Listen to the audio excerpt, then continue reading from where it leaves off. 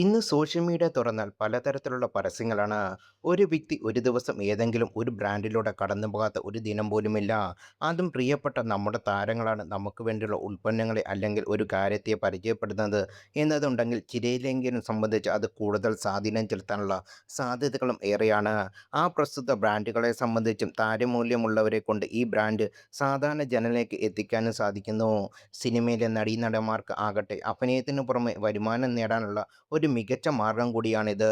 അത്തരത്തിൽ കഴിഞ്ഞ കുറച്ച് ദിവസങ്ങളായി ഒരു ആപ്പിൻ്റെ പരസ്യത്തിൽ പ്രത്യക്ഷപ്പെടുന്നുണ്ട് നടിമാരായ അപർണ മുരളിയും മമത മോഹൻദാസും. ജ്യോതിഷ സംബന്ധമായ ഒരു ആപ്പിനാണ് ഇരുവരും പരിചയപ്പെടുത്തുന്നത്.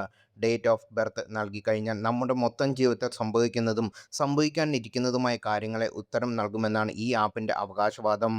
സോഷ്യൽ മീഡിയ ഇതിനോടകം തന്നെ നിരവധി ആപ്പുകളും ഗ്രൂപ്പുകളും എല്ലാം ജ്യോതിഷ സംബന്ധമായ വാർത്തകളും അറിയിപ്പും നൽകുന്നതുണ്ട്. കൂടാതെ പല ജ്യോത്സ്യന്മാരും അവരുടെ യൂട്യൂബ് ചാനൽ വഴിയും അല്ലാതെയും ആളുകൾക്ക് ജാതകത്തിലെ ദോഷങ്ങളും ജീവിതത്തിലെ സംഭവങ്ങളെക്കുറിച്ചും പറഞ്ഞു നൽകുന്നത് ഇപ്പോൾ സോഷ്യൽ മീഡിയയിൽ സാധാരണ കാരണമാണ്. അതിനിടെയാണ് മലയാളത്തിലെ പ്രമുഖ നടിമാർ ചേർന്ന് ഈ ജ്യോതിഷ ആപ്പിനെ പ്രൊമോട്ട് ചെയ്യുന്നത്. ഇതിന് താഴെ ഇരുവരെയും വിമർശിച്ചുകൊണ്ട് ആളുകൾ കമന്റുമായി എത്തുന്നു. നിങ്ങളും തുടങ്ങിയ ഈ ഉടാപ്പിൽ പണമുണ്ടാക്കാൻ ഇതിന് നല്ല എത്രയോ വഴികളുണ്ട്.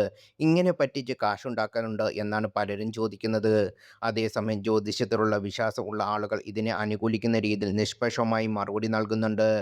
എന്നിരുന്നാലും നടിമാർ ഇപ്പോൾ ആപ്പിനെ പ്രൊമോട്ട് ചെയ്യുന്നതിൽ ഒരുപക്ഷെ ആളുകൾക്ക് സംബന്ധിച്ച് നിരാശ ഉണ്ടാക്കിയിട്ടുണ്ട്. താരങ്ങൾ പല ബ്രാൻഡുകളെയും പ്രൊമോട്ട് ചെയ്യുന്നത് ഇപ്പോൾ സാധാരണ കാര്യമാണ്. ബ്രാൻഡുകൾ മാത്രമല്ല പല പരസ്യങ്ങൾക്കും മുഖ്യധാരാ നടിമാർ ഇപ്പോൾ മുഖമായി മാറുന്നു. അത്തരത്തിൽ നടൻ ജയസൂര്യ ഒരു പരസ്യത്തിൽ അഭിനയിച്ചത് വിവാദമായി മാറിയിരുന്നു. സേവ് ബോക്സ് എന്ന ഓൺലൈൻ ഷോപ്പിംഗ് ആപ്പിൻ്റെ പരസ്യത്തിൽ അഭിനയിച്ച താരമാണ് അഭിനയിച്ചത്.